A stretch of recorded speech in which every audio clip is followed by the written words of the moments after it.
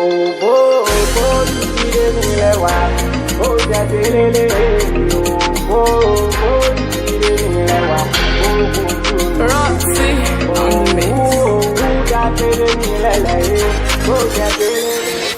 nous appelle Dag, le numéro 2, président international de l'association des dignitaires de femmes et des tradithérapeutes. Ici, nous sommes dans la forêt sacrée de Vodou à Gbagba. La divinité dont j'ai hérité de mon père. Et cette divinité est une divinité de terre, Zapata, Dada, Zoji, Vodou à Gbagba. Donc c'est sa forêt sacrée. Cette forêt sacrée, mon père l'a utilisée près d'une 60aine d'années avant qu'il a quitté la terre. Et après lui, comme nous sommes sur le trône, nous avions pris le relais. Mais notre intention avec l'association n'est plus aujourd'hui de conserver seulement ces forêts. Nous sommes dans l'intention de protéger toutes les forêts sacrées du Bénin. Et à l'issue de ça, nous avions eu des projets. Par exemple, il y a le projet Baobab que nous avions eu en collaboration avec l'ONG L'Humanisme et Développement.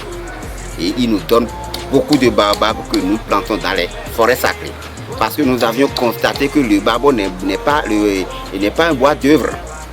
Il n'utilise pas le baobab pour faire des travaux. Donc les menuisiers, les gens ne vont pas aller acheter cela pour faire leur œuvre.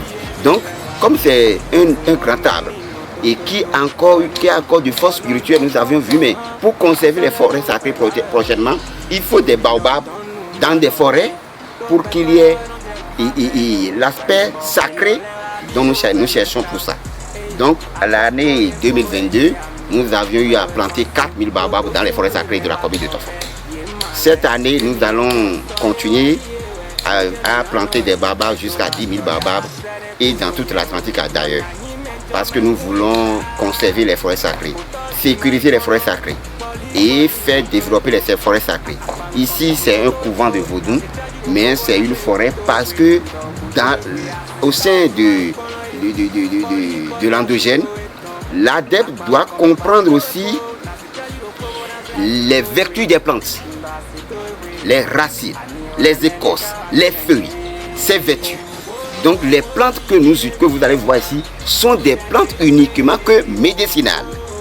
Ce sont des plantes que nous utilisons pour les guérisons dans la médecine africaine.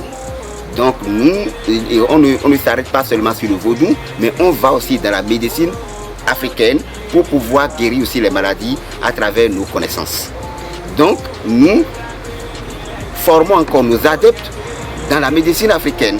On leur montre les plantes, comment les utiliser, comment utiliser les racines, comment utiliser les écorces pour pouvoir guérir les maladies et dans la sous-région.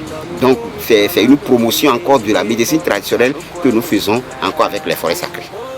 Mais pour avoir les plantes aujourd'hui, parce que vous allez constater avec nous que chaque fois, dans nos champs actuellement, on ne trouve pas parce qu'il y a la plantation d'ananas qu'on enlève toutes les racines des champs. Donc, en temps, on va dans les champs seulement pour trouver les plantes. Actuellement, non. Donc, comme les forêts sacrées sont là, nous devons les conserver pour pouvoir trouver les plantes d'ailleurs et les plantes d'ailleurs pour pouvoir les utiliser pour nos guérisons. Je vous remercie.